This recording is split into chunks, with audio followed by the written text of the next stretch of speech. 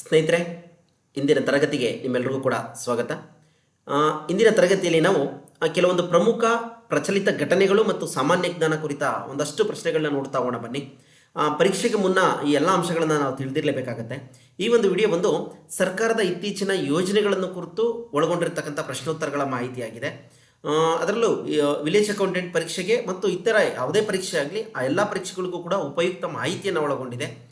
ಕೇಂದ್ರ ಸರ್ಕಾರದ ಇತ್ತೀಚಿನ ಯೋಜನೆಗಳು ಅಂದರೆ ನರೇಗಾ, ಅದಕ್ಕೆ ಸಂಬಂಧಪಟ್ಟಂಗೆ ಜಿ ವ್ಯವಸ್ಥೆ ಆಗಿರ್ಬೋದು, ಸ್ಟಾರ್ಟಪ್ ಆಗಿರ್ಬೋದು, ಯೋಜನೆಗಳಾಗಿರ್ಬೋದು, ನೀತಿ ಆಯೋಗ ಆಗಿರ್ಬೋದು, ಈ ವಿಚಾರದಲ್ಲಿ ಸಂಬಂಧಪಟ್ಟಂಥ ಪ್ರಶ್ನೋತ್ತರಗಳಾಗಿದ್ದಾವೆ. ಒಂದೊಂದಾಗಿ ಅವುಗಳನ್ನ ಸವಿಸ್ತಾರವಾಗಿ ನೋಡ್ತಾ ಹೋಗೋಣ ಬನ್ನಿ. ಅದಕ್ಕೂ ಮುನ್ನ ನೀವು ಇನ್ನೂ ನಮ್ಮ ಚಾನಲ್ನ ಸಬ್ಸ್ಕ್ರೈಬ್ ಮಾಡಿಲ್ಲ ಅಂದರೆ ಸಬ್ಸ್ಕ್ರೈಬ್ ಮಾಡಿ ಸ್ನೇಹಿತರೆ. ಜೊತೆಗೆ ಎಲ್ಲ ವಿಡಿಯೋಗಳನ್ನ ನೋಡಿ ನಿಮ್ಮ ಸ್ನೇಹಿತರು ಕೂಡ ಶೇರ್ ಮಾಡಿ ಅಂತ ಹೇಳ್ತಾ ಮೊದಲನೇ ಪ್ರಶ್ನೆಗೆ ಹೋಗೋಣ ಬನ್ನಿ. ಜಗತ್ತಿನ ಅತಿ ದೊಡ್ಡ ಮನ್ರೇಗಾ ಈ ಕಾರ್ಯಕ್ರಮವು ಯಾವುದನ್ನು ಒದಗಿಸುತ್ತದೆ ಅಂತೇಳಿ ಒಂದು ಪ್ರಶ್ನೆ ಸ್ನೇಹಿತರೆ. ಆರೋಗ್ಯ ಸೇವೆಗಳನ್ನು ಒದಗಿಸುತ್ತಾ, ಸಾರ್ವತ್ರಿಕ ಶಿಕ್ಷಣವನ್ನು, ಸಾಮಾಜಿಕ ಭದ್ರತೆ ಮತ್ತು ಸಾರ್ವಜನಿಕ ಉದ್ಯೋಗವನ್ನು, ಮೇಲಿನ ಯಾವುದು ಅಲ್ಲ ಅಂತ ಹೇಳಿ. ಇಲ್ಲಿ ಈ ನರೇಗಾ ಅಂತಕ್ಕಂಥದ್ದು, ಮನ್ರೇಗಾ ಅಂತಕ್ಕಂಥದ್ದು ಮಹಾತ್ಮ ಗಾಂಧೀಜಿ ರಾಷ್ಟ್ರೀಯ ಉದ್ಯೋಗ ಖಾತ್ರಿ ಯೋಜನೆ ಅಂತಕ್ಕಂಥದ್ದು ಸಾಮಾಜಿಕ ಭದ್ರತೆ ಮತ್ತು ಸಾರ್ವಜನಿಕ ಉದ್ಯೋಗವನ್ನು ಒದಗಿಸುವಂಥದಕ್ಕಿದ್ದಂಥ ವ್ಯವಸ್ಥೆ, ಹಿಂದೆ ಇದ್ದಂಥ ವ್ಯವಸ್ಥೆ. ಆದರೆ ಈ ಒಂದು ಇದನ್ನು ಏನು ಮಾಡಿದ್ದಾರೆ, ನರೇಗಾ ಕಾಯ್ದೆಯಡಿ ಎಷ್ಟು ದಿನಗಳ ಉದ್ಯೋಗ ಭರವಸೆಯನ್ನು ಒದಗಿಸಲಾಗ್ತಿತ್ತು. ಯಾಕೆಂದರೆ ಈ ಪ್ರಶ್ನೆಯನ್ನು ಜಿ ಮತ್ತು ನರೇಗಾ ಎರಡಕ್ಕೂ ಕೂಡ ಕಂಪೇರ್ ಮಾಡೋ ಸಾಧ್ಯತೆಗಳಿರ್ತವೆ. ಹಾಗಾಗಿ ಈ ಮನ್ರೇಗಾ ಅಂತಕ್ಕಂಥದ್ದು ಎಷ್ಟು ದಿನ, 100 ದಿನಗಳ ಉದ್ಯೋಗ ಖಾತ್ರಿ ಯೋಜನೆಯನ್ನು ಒದಗಿಸ್ತಾ ಇತ್ತು.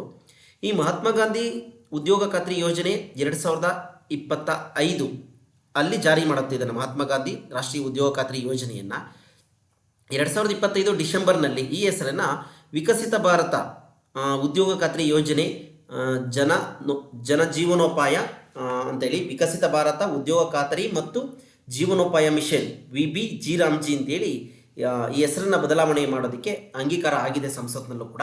ಹಾಗಾಗಿ ಈ ಪಾಯಿಂಟನ್ನು ನೆನಪಿಟ್ಕೊಳ್ಳಿ. ವಿಲೇಜ್ ಅಕೌಂಟೆಂಟ್ ಪರೀಕ್ಷೆಗಳಿಗೆ ಇದರ ಮೇಲೆ ಹೆಚ್ಚಿನ ಜನರಲ್ ನಾಲೆಡ್ಜ್ ಪ್ರಶ್ನೆಗಳು ಕೂಡ ಬರುವಂಥ ಸಾಧ್ಯತೆ ಇದ್ದಾವೆ. ಹಾಗಾಗಿ ಏನು 100 ದಿನಗಳ ಉದ್ಯೋಗವನ್ನು 125 ದಿನಗಳಿಗೆ ಹೆಚ್ಚಿಸಲಾಗಿದೆ. ಈ ಒಂದು ಜಿ ವಿಶೇಷತೆ ಏನು ಅಂದರೆ, ನರೇಗಾದಲ್ಲಿ 100 ದಿನಗಳ ಉದ್ಯೋಗ ಖಾತ್ರಿ ಇದ್ದರೆ ಇದರಲ್ಲಿ 125 ದಿನಗಳ ಉದ್ಯೋಗ ಖಾತ್ರಿ ಇದೆ.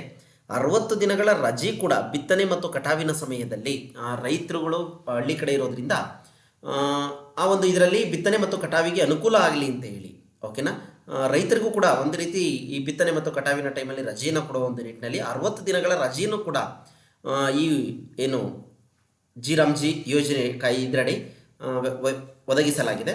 ಜೊತೆಗೆ ಹಣಕಾಸಿನ ಹಂಚಿಕೆ ಹೇಗಿರುತ್ತೆ ಅಂತಂದರೆ 60-40, ಅಂದರೆ ಕೇಂದ್ರ ಸರ್ಕಾರ 60%, ರಾಜ್ಯ ಸರ್ಕಾರ 40% ಕೊಡುತ್ತೆ.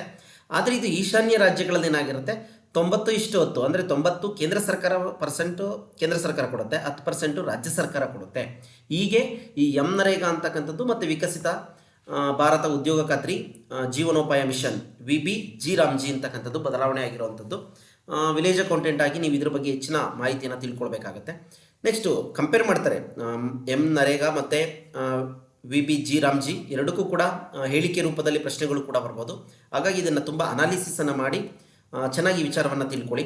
ನೆಕ್ಸ್ಟ್ ಇದಾದ ನಂತರ ಬಹುರಾಷ್ಟ್ರೀಯ ಹಾಗೂ ದೇಶೀಯ ಕಂಪನಿಗಳು ತಮ್ಮ ಉತ್ಪನ್ನಗಳನ್ನು ಭಾರತದಲ್ಲಿಯೇ ತಯಾರಿಸುವಂತೆ ಉತ್ತೇಜಿಸಲು ಪ್ರಧಾನಮಂತ್ರಿ ಘೋಷಿಸಿದ ಯೋಜನೆ ಯಾವುದು? ಅಂದರೆ MNC ಕಂಪನಿಗಳು, ದೇಶೀಯ ಕಂಪನಿಗಳು ತಮ್ಮ ಉತ್ಪನ್ನಗಳನ್ನ ಭಾರತದಲ್ಲಿಯೇ ತಯಾರುವಂತೆ ಮಾಡೋದಕ್ಕೆ ಪ್ರಧಾನಮಂತ್ರಿಯವರು ಇತ್ತೀಚೆಗೆ ಸಾಕಷ್ಟು ಯೋಜನೆಗಳನ್ನ ಜಾರಿಗೆ ತಗೊಂಡಿದ್ದಾರೆ. ಅದರಲ್ಲಿ ಯಾವುದು? ಅದು ಡಿಜಿಟಲ್ ಇಂಡಿಯಾನ, ಮೇಕ್ ಇನ್ ಇಂಡಿಯಾನ, ಮುದ್ರಾ ಯೋಜನೆನ, ಮೇಲಿನ ಯಾವುದೂ ಅಲ್ಲ ಅಂತ ಮೇಕ್ ಇನ್ ಇಂಡಿಯಾ ಕಾನ್ಸೆಪ್ಟಲ್ಲಿ ಬಹುರಾಷ್ಟ್ರೀಯ ಕಂಪನಿಗಳು ಮತ್ತು ದೇಶೀಯ ಕಂಪನಿಗಳು ಭಾರತದಲ್ಲೇ ವಸ್ತುಗಳನ್ನ ಉತ್ಪಾದನೆ ಮಾಡೋದಕ್ಕೆ ಅವಕಾಶವನ್ನು ಕೊಟ್ಟಿದೆ ಮೇಕ್ ಇನ್ ಇಂಡಿಯಾ ಅಂತೇಳಿ. ಈ ಮೇಕ್ ಇನ್ ಇಂಡಿಯಾ 25 ಸೆಪ್ಟೆಂಬರ್ 2014ರಲ್ಲಿ ಪ್ರಾರಂಭ ಆಗುತ್ತೆ ಸ್ನೇಹಿತರೆ. ಡಿಜಿಟಲ್ ಇಂಡಿಯಾ ಅಂದ ಕಾನ್ಸೆಪ್ಟು 1 ಜುಲೈ 2015ರಲ್ಲಿ ಆರಂಭ ಆಗುತ್ತೆ. ಇವೆಲ್ಲವೂ ಕೂಡ ತುಂಬ ಪ್ರಮುಖವಾಗಿರ್ತಕ್ಕಂಥ ಇಂಪಾರ್ಟೆಂಟ್ ಮಾಹಿತಿಗಳು ಮತ್ತು ಇತ್ತೀಚಿನ ಸರ್ಕಾರದ ಯೋಜನೆಗಳು ಕೂಡ. ಇದರ ಮೇಲೆ ಒಂದಲ್ಲ ಒಂದು ಪ್ರಶ್ನೆಗಳಿರುತ್ತೆ, ಹಾಗಾಗಿ ನೋಡ್ಕೊಳ್ಳಿ. ಈ ಡಿಜಿಟಲ್ ಇಂಡಿಯಾ ಅಂತಕ್ಕಂಥದ್ದು ಜುಲೈ 1, 2015ರಲ್ಲಿ ಆರಂಭವಾಗುತ್ತೆ. ಜನರಿಗೆ ಸರ್ಕಾರಿ ಸೇವೆಗಳು ತ್ವರಿತ ವಿದ್ಯುನ್ಮಾನ ರೂಪದಲ್ಲಿ ದೊರಕುವಂತೆ ಮಾಡೋದಕ್ಕೆ ಈ ಡಿಜಿಟಲ್ ಇಂಡಿಯಾ ಅಂತಕ್ಕಂಥ ವ್ಯವಸ್ಥೆಯನ್ನು ತರ್ತಾರೆ. ಇನ್ನು ಮುದ್ರಾ ಯೋಜನೆ 2016ರ ಬಜೆಟಲ್ಲಿ ಈ ಸಾಲ ಯೋಜನೆಯನ್ನು ಜಾರಿಗೆ ತರಲಾಗುತ್ತೆ. ಮುದ್ರಾ ಅಂದರೆ ಇದರ ವಿಸ್ತರಣೆ ರೂಪ micro units development and refinance agency ಅಂತ ಹೇಳಿ. ಇದರಲ್ಲಿ 3 ಥರದ ಸಾಲಗಳನ್ನ ಕೊಡ್ತಾರೆ ಸ್ನೇಹಿತರೆ. ಶಿಶು ಸಾಲ ಅಂತ ಕೊಡ್ತಾರೆ, 50,000 ರೂಪಾಯಿಗಳವರೆಗಿನ ಸಾಲ ಆಗಿರುತ್ತೆ. ಕಿಶೋರ ಸಾಲ ಅಂತ ಹೇಳಿ ಕೊಡ್ತಾರೆ, 50,000ದಿಂದ 5 ಲಕ್ಷದವರೆಗಿನ ಸಾಲ ಆಗಿರುತ್ತೆ. ತರುಣ ಸಾಲ ಅಂತ ಹೇಳಿ ಕೊಡ್ತಾರೆ, 5 ಲಕ್ಷದಿಂದ 10 ಲಕ್ಷ ರೂಪಾಯಿವರೆಗಿನ ಸಾಲ ಆಗಿರುತ್ತೆ ಸ್ನೇಹಿತರೆ. ನೋಡಿ, ಇಷ್ಟೆಲ್ಲ ಮಾಹಿತಿಗಳು ನಿಮಗೆ ಒಂದೇ ಕಡೆ ಸಿಗುತ್ತೆ. ಹಾಗಾಗಿ ನೋಡಿ, ಪರೀಕ್ಷಾ ದೃಷ್ಟಿಯಿಂದ ತುಂಬ ಅನುಕೂಲ ಆಗುತ್ತೆ. ವಿಲೇಜ್ ಅಕೌಂಟೆಂಟ್ ಒಂದೇ ಅಲ್ಲ, ಎಲ್ಲ ರೀತಿಯ ಪರೀಕ್ಷೆಗಳಿಗೂ ಕೂಡ ಅನುಕೂಲ ಆಗುತ್ತೆ. ಇದಿಷ್ಟು ಕೂಡ ಈ digital India, make in India ಮತ್ತು ಮುದ್ರಾ ಯೋಜನೆಗೆ ಸಂಬಂಧಪಟ್ಟಂಥ ಮಾಹಿತಿಗಳಾಗಿರ್ತವೆ. ಡೇಟ್ಗಳನ್ನು ಕೂಡ ನೆನಪಿಟ್ಕೊಳ್ಳಿ. ಇನ್ನು ಸ್ಟಾರ್ಟಪ್ ಯೋಜನೆಯು ಕೆಳಗಿನ ಯಾವುದನ್ನು ಬೆಂಬಲಿಸುತ್ತದೆ? ಸ್ಟಾರ್ಟಪ್ ಯೋಜನೆ ಅಂತಕ್ಕಂಥದ್ದು ತಂದಿದ್ದಾರೆ. ಅದು ಯಾವುದಕ್ಕೆ ಸಂಬಂಧಪಡುತ್ತೆ? ಶಿಕ್ಷಣನ, ಆರೋಗ್ಯನ, ವ್ಯವಹಾರನ, ಕೃಷಿನ ಅಂತೇಳಿ ವ್ಯವಹಾರದ ಯೋಜನೆಯನ್ನು ಏನು ಮಾಡುತ್ತೆ? ಬೆಂಬಲಿಸುತ್ತೆ ಸ್ಟಾರ್ಟಪ್ ಅಂತಕ್ಕಂಥದ್ದು. 15/8/2015ರಲ್ಲಿ ದೇಶದ ಪ್ರಧಾನಮಂತ್ರಿ ಆಗಿರ್ತಕ್ಕಂಥ ಮೋದಿಯವರು ಈ ಯೋಜನೆಗೆ ಚಾಲನೆಯನ್ನು ನೀಡಿದರು. ನಾವೀನ್ಯ ಉದ್ಯಮಶೀಲತೆಯನ್ನು ಉತ್ತೇಜಿಸುವಂಥದ್ದು ಇದರ ಒಂದು ಉದ್ದೇಶ ಆಗಿರ್ತದೆ. ಅಂದರೆ ಹೊಸದನ್ನು ಸ್ವ ಉದ್ಯೋಗಗಳನ್ನ ಕಂಡಿಡ್ಕೊಳ್ಳಿ, ವ್ಯವಹಾರಗಳನ್ನ ಮಾಡಲಿ ಅಂತಕ್ಕಂಥ ಉದ್ದೇಶದಿಂದ ಈ ಸ್ಟಾರ್ಟಪ್ ಯೋಜನೆಯನ್ನು ತೊಗೊಂಬಂದಿದ್ದಾರೆ. ನೆಕ್ಸ್ಟು, ಸ್ಮಾರ್ಟ್ ಸಿಟಿ ಅಭಿಯಾನದ ಸರಿಯಾದ ಉದ್ದೇಶ. ಸ್ಮಾರ್ಟ್ ಸಿಟಿ ಕಾನ್ಸೆಪ್ಟ್ ಗೊತ್ತಿದೆಯಲ್ಲ, ಅದರ ಅಭಿಯಾನದ ಸರಿಯಾದ ಉದ್ದೇಶ ಏನು ಅಂತೇಳಿ, ದೇಶದ ಎಲ್ಲ ರಾಜಧಾನಿಗಳನ್ನು ಮೇಲ್ದರ್ಜೆಗೇರಿಸಿ ಕೊಳಗೇರಿಗಳನ್ನು ನಿರ್ಮೂಲನೆ ಮಾಡುವಂಥದ್ದು, ದೇಶದ ಸುಮಾರು 1000 ಹಳ್ಳಿಗಳಲ್ಲಿ ಮೂಲಭೂತ ಸೌಕರ್ಯ ಸೌಲಭ್ಯವನ್ನು ಸೃಷ್ಟಿಸುವಂಥದ್ದು, ದೇಶದಾದ್ಯಂತ 100 ನಗರಗಳನ್ನು ನಾಗರಿಕ ಸ್ನೇಹಿಯಾಗಿ ಮತ್ತು ಸುಸ್ಥಿರತೆಯಿಂದ ಅಭಿವೃದ್ಧಿಪಡಿಸುವುದಾ, ನಗರಗಳನ್ನು ಹೆಚ್ಚು ಸುಂದರವಾಗಿ ಕಾಣುವಂತೆ ಅಲಂಕರಿಸುವುದಾ ಅಂತೇಳಿ. ಇಲ್ಲಿ C1 ಸರಿಯಾದಂಥ ಉತ್ತರ. ದೇಶದಾದ್ಯಂತ 100 ನಗರಗಳನ್ನು ನಾಗರಿಕ ಸ್ನೇಹಿಯನ್ನಾಗಿ ಮತ್ತು ಸುಸ್ಥಿರತೆಯಿಂದ ಅಭಿವೃದ್ಧಿಪಡಿಸುವಂಥದ್ದಾಗಿರುತ್ತೆ. ಸ್ಮಾರ್ಟ್ ಸಿಟಿ ಕಾನ್ಸೆಪ್ಟ್ ಅಂದರೆ ನೋಡಿ, ತಿಳ್ಕೊಳ್ಳಿ. ದೇಶದಾದ್ಯಂತ 100 ನಗರಗಳನ್ನು ನಾಗರಿಕ ಸ್ನೇಹಿಯಾಗಿ ಮತ್ತು ಸುಸ್ಥಿರತೆಯಿಂದ ಅಭಿವೃದ್ಧಿಪಡಿಸುವಂಥದ್ದಾಗಿರುತ್ತೆ. ನೆಕ್ಸ್ಟ್, ಇದಾದ ನಂತರ ಭಾರತದ ನೈಜ ಅಭಿವೃದ್ಧಿ ಎಂದರೆ ಅದರ ಗ್ರಾಮಗಳ ಅಭಿವೃದ್ಧಿ ಅಂತ ಹೇಳಿದವರು ಯಾರು ಅಂತೇಳಿ ಒಂದು ಪ್ರಶ್ನೆ ಹೇಳಿಕೆ ಸಂಬಂಧಪಟ್ಟಿದ್ದು. ಮಹಾತ್ಮ ಗಾಂಧೀಜಿಯವರು ಅವುಗಳು ಗ್ರಾಮಗಳ ಉದ್ಧಾರ, ದೇಶದ ಉದ್ಧಾರ ಅಂತೇಳಿ ಒಂದು ಕಾನ್ಸೆಪ್ಟನ್ನು ಹೇಳ್ತಾರೆ. ಹಾಗಾಗಿ ನೋಡ್ಕೊಳ್ಳಿ. ನೆಕ್ಸ್ಟು, ವಂದಿಸಿ ಬರೆಯಿರಿ ಅಂತಕ್ಕಂಥದ್ದೊಂದು, ಇದು ಪರಿಸರಕ್ಕೆ ಸಂಬಂಧಪಟ್ಟಿದ್ದು ಸ್ನೇಹಿತರೆ. ಇತ್ತೀಚಿನ ವಿಲೇಜ್ ಅಕೌಂಟೆಂಟ್ ಸಿಲೆಬಸ್ಸಲ್ಲೂ ಕೂಡ ಇದೆ. ಏನಂತಂದರೆ ಪರಿಸರ ಸಂಬಂಧಿತ ಪ್ರಶ್ನೆಗಳು ಕೂಡ ಬರುತ್ತೆ ಅಂತೇಳಿ. ಇಲ್ಲಿ ಚಿಪ್ಕೋ ಚಳುವಳಿ, ಅಪ್ಪಿಕೋ ಚಳುವಳಿ, ಮೌನ ಕಣಿವೆ ಆಂದೋಲನ, ಕೈಗಾರಿಕಾ ವಿರೋಧಿ ಚಳುವಳಿ, ಈ ಥರ ಪ್ರಶ್ನೆಗಳಿದ್ದಾವೆ. ಇಲ್ಲಿ ಚಿಪ್ಕೋ ಚಳುವಳಿ ಬಂದು ತೆಹ್ರಿ ಗರ್ವಾಲಲ್ಲಿ ನಡೆದಿರ್ತಕ್ಕಂಥದ್ದು, ಅಪ್ಪಿಕೋ ಚಳುವಳಿ ಅಂತಕ್ಕಂಥದ್ದು ಸಲ್ಯಾನಿ ಗ್ರಾಮದಲ್ಲಿ ನಡೆದಿರುವಂಥದ್ದು, ಮೌನ ಕಣಿವೆ ಆಂದೋಲನ ಕೇರಳದಲ್ಲಿ ನಡೆದಿರುವಂಥದ್ದು, ಕೈಗಾ ವಿರೋಧಿ ಚಳುವಳಿ ಬಂದು ಉತ್ತರ ಕನ್ನಡದಲ್ಲಿ ನಡೆದಿರ್ತಕ್ಕಂಥದ್ದು ಸ್ನೇಹಿತರೆ. ಇದು ಈ ಕಲರಲ್ಲಿ ಮ್ಯಾಚ್ ಮಾಡಿ ಕೊಟ್ಟಿದ್ದೀನಿ, ಬೇಕು ಅಂದರೆ ಇಲ್ಲಿ ಉತ್ತರವನ್ನು ನೋಡ್ಕೊಳ್ಳಿ ನೀವು. ಇದು ಈ ಒಂದು ಚಳುವಳಿ ಪರಿಸರ ಸಂರಕ್ಷಣೆ ದೃಷ್ಟಿಯಿಂದ ಮತ್ತು ಕಾಡುಗಳನ್ನು ಅಥವಾ ಟೋಟಲಿ ಪರಿಸರ ಸಂರಕ್ಷಣೆ ದೃಷ್ಟಿಯಿಂದ ಮಾಡಿರ್ತಕ್ಕಂಥ ಪ್ರಶ್ನೆಯಾಗಿದೆ. ನೆಕ್ಸ್ಟು, ಭಾರತದಲ್ಲಿ ಮಾಹಿತಿ ಹಕ್ಕು ಕಾಯ್ದೆ ಜಾರಿಗೆ ಬಂದ ವರ್ಷ ಯಾವುದು? RTI ಅಂತೇಳಿ ಕರಿತೀವಲ್ಲ, ಅದು RTI ಬಂದಂಥದ್ದು ಯಾವ ವರ್ಷ ಅಂತೇಳಿ 2005ರಲ್ಲಿ ಈ RTI ಕಾಯ್ದೆ ಜಾರಿಗೆ ಬರುತ್ತೆ. ಭಾರತ ಸರ್ಕಾರವು ಮಾಹಿತಿ ಹಕ್ಕು ಕಾಯ್ದೆಯನ್ನು ಪಾರ್ಲಿಮೆಂಟ್ 2005 ಜೂನ್ನಲ್ಲಿ ಸಂಸತ್ನಲ್ಲಿ ಈ ಬಿಲ್ಲನ್ನು ಪಾಸ್ ಮಾಡ್ತಾರೆ. 2005 ಅಕ್ಟೋಬರ್ 12ರಿಂದ ದೇಶಾದ್ಯಂತ ಇದು ಜಾರಿಗೆ ಬರುತ್ತೆ. 2005 ಅಕ್ಟೋಬರ್ 12ರಿಂದ ಈ RTI ಕಾಯ್ದೆ ಜಾರಿಗೆ ಬರುತ್ತೆ. ನೆಕ್ಸ್ಟ್, ಇದಾದ ನಂತರ ಪ್ರತಿಪಾದನೆ, ಹಸಿರು ಕ್ರಾಂತಿಯ ಸಮಯದಲ್ಲಿ ಸರ್ಕಾರವು ಸಹಾಯಧನ ವ್ಯವಸ್ಥೆಯನ್ನು ಜಾರಿಗೊಳಿಸಲಾಯಿತು. ಹಸಿರು ಕ್ರಾಂತಿ ಬಗ್ಗೆ ಗೊತ್ತಿದೆ ನಿಮಗೆ. ಹಸಿರು ಕ್ರಾಂತಿಯ ತಂತ್ರಜ್ಞಾನದ ಲಾಭವು ಬಡ ಮತ್ತು ಸಣ್ಣ ರೈತರಿಗೆ ತಲುಪಿಸಬೇಕಾಗಿತ್ತು. ಇಲ್ಲಿ ಪ್ರತಿಪಾದನೆ ಮತ್ತು ಸಮರ್ಥನೆ, ಇತ್ತೀಚಿನ ಪರೀಕ್ಷೆಗಳಲ್ಲಿ ಈ ಥರ ಪ್ರಶ್ನೆಗಳು ಕೇಳ್ತಿದ್ದಾರೆ. ಇಲ್ಲಿ ಎರಡು ಸರಿನಾ ಏನು ಎತ್ತ ಅಂತೇಳಿ. ಇಲ್ಲಿ ಎ ಮತ್ತು ಆರ್ ಎರಡೂ ಕೂಡ ಸರಿ. ಆರ್ ಏನ ಸರಿಯಾದ ವಿವರಣೆಯಾಗಿದೆ. ಇನ್ನೊಂದು ಸಲ ಓದ್ಕೊಳ್ಳಿ. ಹಸಿರು ಕ್ರಾಂತಿ ಸಮಯದಲ್ಲಿ ಸರ್ಕಾರವು ಸಹಾಯಧನ ವ್ಯವಸ್ಥೆಯನ್ನು ಜಾರಿ ಮಾಡುತ್ತೆ. ಈ ಹಸಿರು ಕ್ರಾಂತಿ ತಂತ್ರಜ್ಞಾನದ ಲಾಭವು ಬಡ ಮತ್ತು ಸಣ್ಣ ರೈತರಿಗೆ ತಲುಪಿಸಬೇಕಾಗಿರ್ತದೆ. ಇದು ಇದರ ಉದ್ದೇಶ ಆಗಿರುತ್ತೆ. ಹಸಿರು ಕ್ರಾಂತಿ ಆಹಾರ ಉತ್ಪಾದನೆಯನ್ನು ಹೆಚ್ಚಿಸುವಂಥದ್ದು ಅದರ ಉದ್ದೇಶ. ಜೊತೆಗೆ ಹಸಿರು ಕ್ರಾಂತಿ ಪಿತಾಮಹ ಅಂತ ನಾರ್ಮನ್ ಬೋರ್ಲಾಗರ್ ಅವರನ್ನು ಕರಿತೀವಿ. ಇವರು ಅಮೆರಿಕಾದ ಕೃಷಿ ತಜ್ಞ. ಭಾರತದ ಹಸಿರು ಕ್ರಾಂತಿ ಪಿತಾಮಹ ಸ್ವಾಮಿನಾಥನ್ ಅಂತಕ್ಕಂಥದ್ದು. ಇದಿಷ್ಟು ವಿಚಾರ. ನೆಕ್ಸ್ಟ್, ಮುಂದೆ ನೀತಿ ಆಯೋಗ ಸ್ಥಾಪನೆಯಾದದ್ದು ಯಾವಾಗ ಅಂತೇಳಿ ಒಂದು ಪ್ರಶ್ನೆ. ನೀತಿ ಆಯೋಗ ಸ್ಥಾಪನೆಯಾಗಿದ್ದು ಪಂಚವಾರ್ಷಿಕ ಯೋಜನೆಗಳಿತ್ತಲ್ಲ, ಅದಕ್ಕೆ ಬದಲಾಗಿ ನೀತಿ ಆಯೋಗ ಅಂತಕ್ಕಂಥದ್ದು ಬರುತ್ತೆ. ಜನವರಿ 1, 2015ರಿಂದ ಈ ಪಂಚವಾರ್ಷಿಕ ಯೋಜನೆಗಳ ಬದಲಾಗಿ ನೀತಿ ಆಯೋಗವನ್ನು ಸ್ಥಾಪನೆಯನ್ನು ಮಾಡಿದ್ದಾರೆ. ಪ್ರತಿ ವರ್ಷ ವಿಶ್ವ ಗ್ರಾಹಕ ಹಕ್ಕುಗಳ ದಿನ ಅನ್ನಾಗಿ ಯಾವಾಗ ಆಚರಿಸ್ತೀವಿ ಅಂತೇಳಿ, ಪ್ರತಿ ವರ್ಷ ವಿಶ್ವ ಗ್ರಾಹಕ ಹಕ್ಕುಗಳ ದಿನವನ್ನು ಮಾರ್ಚ್ 15ರಂದು ಆಚರಣೆ ಮಾಡ್ತೀವಿ. ಇದ್ರ ಬಗ್ಗೆ ಒಂದಷ್ಟು ವಿವರ ತಿಳ್ಕೊಳ್ಬೇಕಾಗುತ್ತೆ. ಕನ್ಫ್ಯೂಸ್ ಇದೆ ಪ್ರಶ್ನೆಗಳು. ಮುಂದೆ ನೋಡ್ತಾ ಹೋಗೋಣ ಬನ್ನಿ. ಭಾರತ ಸರ್ಕಾರವು ಮಹಿಳಾ ಸಬಲೀಕರಣ ವರ್ಷ ಎಂದು ಘೋಷಿಸಿದ ವರ್ಷ ಯಾವುದು ಅಂತೇಳಿ ಒಂದು ಪ್ರಶ್ನೆ ಕೇಳಿದ್ದಾರೆ. ಮಹಿಳಾ ಸಬಲೀಕರಣ ವರ್ಷ 2001ರಲ್ಲಿ ಮಹಿಳಾ ಸಬಲೀಕರಣ ವರ್ಷ ಅಂತೇಳಿ ಘೋಷಣೆಯನ್ನು ಮಾಡುತ್ತೆ. ನೆಕ್ಸ್ಟ್, ಅತ್ಯಂತ ಕಡಿಮೆ ಬೆಲೆಯಲ್ಲಿ ಆಹಾರ ಧಾನ್ಯ ವಿತರಿಸುವ ಕರ್ನಾಟಕ ಸರ್ಕಾರದ ಯೋಜನೆ ಯಾವುದು? ಅತ್ಯಂತ ಕಡಿಮೆ ಬೆಲೆಯಲ್ಲಿ ಆಹಾರ ಧಾನ್ಯಗಳನ್ನು ವಿತರಿಸತಕ್ಕಂಥ ಕರ್ನಾಟಕ ಸರ್ಕಾರದ ಯೋಜನೆ ಯಾವುದು ಅಂತೇಳಿ. ಅಕ್ಷರ ದಾಸೋಹನ, ಯಶಸ್ವಿನ, ಅನ್ನ ಸಂಜೀವಿನಿನ, ಅಂತ್ಯೋದಯ ಅನ್ನ ಯೋಜನೆನ ಅಂತೇಳಿ. ಅಂತ್ಯೋದಯ ಅನ್ನ ಯೋಜನೆ ಅಂತಕ್ಕಂಥದ್ದು ಅತ್ಯಂತ ಕಡಿಮೆ ಬೆಲೆಯಲ್ಲಿ ಆಹಾರ ಧಾನ್ಯಗಳನ್ನು ವಿತರಿಸ್ತಕ್ಕಂಥ ಕರ್ನಾಟಕ ಸರ್ಕಾರದ ಯೋಜನೆ ಆಗಿದೆ ಸ್ನೇಹಿತರೆ. ನೆಕ್ಸ್ಟು, ಬಾಲಕಾರ್ಮಿಕ ಪದ್ಧತಿ ಸಮಸ್ಯೆಯನ್ನು ತೊಡೆದುಹಾಕಲು ಕೈಗೊಂಡಿರುವ ಕ್ರಮಗಳಿಗೆ ಸಂಬಂಧಿಸಿದಂತೆ ತಪ್ಪಾಗಿರುವ ಹೇಳಿಕೆಯನ್ನು ಆರಿಸಿ. ಪ್ರಶ್ನೆಯನ್ನು ಕೂಡ ಎಚ್ಚರಿಕೆಯಿಂದ ಓದ್ಕೊಳ್ಬೇಕಾಗುತ್ತೆ. ತಪ್ಪಾಗಿರುವ ಹೇಳಿಕೆಯನ್ನು ಆರಿಸಿ ಅಂತೇಳಿ. ಇಲ್ಲಿ 1988ರಲ್ಲಿ ರಾಷ್ಟ್ರೀಯ ಬಾಲಕಾರ್ಮಿಕ ಯೋಜನೆಯನ್ನು ಜಾರಿಗೊಳಿಸಲಾಗುತ್ತೆ. ನೆಕ್ಸ್ಟು 1987ರಲ್ಲಿ ಬಾಲಕಾರ್ಮಿಕ ಕಲ್ಯಾಣಕ್ಕಾಗಿ ರಾಷ್ಟ್ರೀಯ ನೀತಿಯನ್ನು ಜಾರಿಗೊಳಿಸಲಾಯಿತು. 2006ರಲ್ಲಿ ಬಾಲಕಾರ್ಮಿಕ ಅಥವಾ ಬಾಲಶ್ರಮ ನಿರ್ಮೂಲನಾ ಮತ್ತು ಪುನರ್ವಸತೀಕರಣ ಕಾಯ್ದೆಯನ್ನು ಜಾರಿಗೆ ಬಂದಿತ್ತು.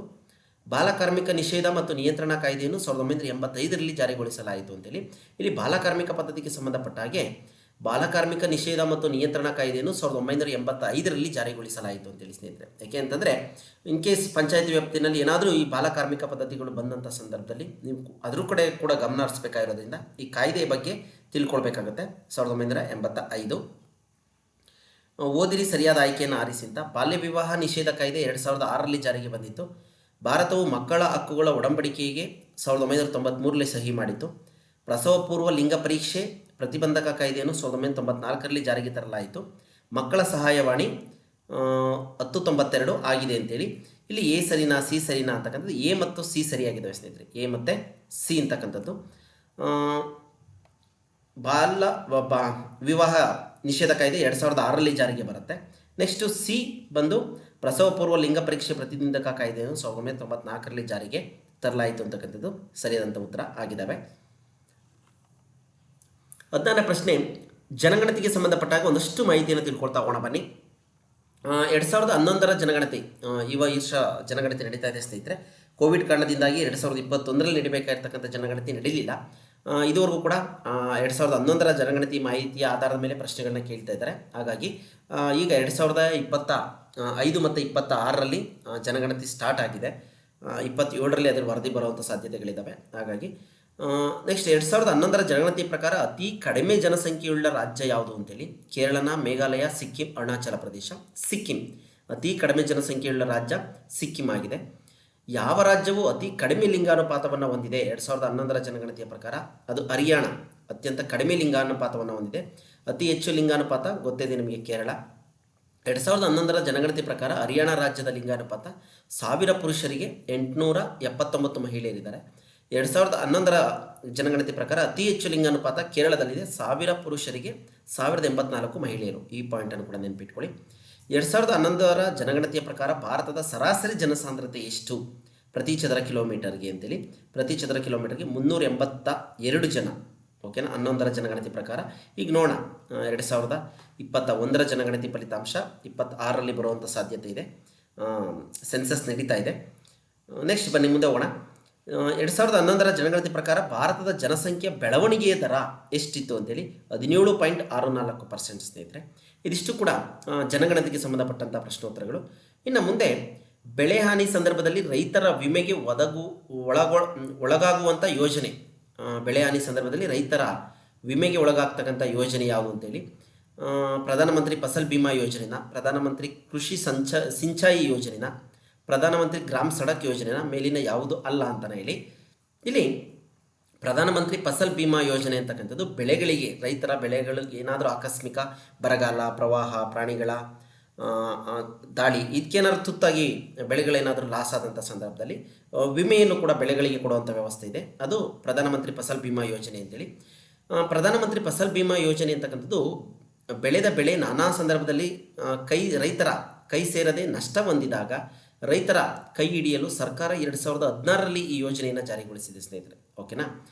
ಪ್ರಧಾನಮಂತ್ರಿ ಕೃಷಿ ಸಿಂಚಾಯಿ ಯೋಜನೆ ಅಂತಕ್ಕಂಥದ್ದು ಏನು ಅಂದರೆ, ನಿಯಮಿತ ಸಂಪನ್ಮೂಲ ಬಳಸಿಕೊಂಡು ಹೆಚ್ಚಿನ ಇಳುವರಿ ಪಡೆಯುವ ಕೃಷಿ ವಿಧಾನಗಳನ್ನು ಉತ್ತೇಜಿಸಲು 2015 ಮತ್ತು 16ರ ಬಜೆಟ್ನಲ್ಲಿ ಈ ಯೋಜನೆಯನ್ನು, ಕೃಷಿ ಸಿಂಚಾಯಿ ಯೋಜನೆಯನ್ನು ಜಾರಿಗೆ ತಗೊಂಡಿದ್ದಾರೆ.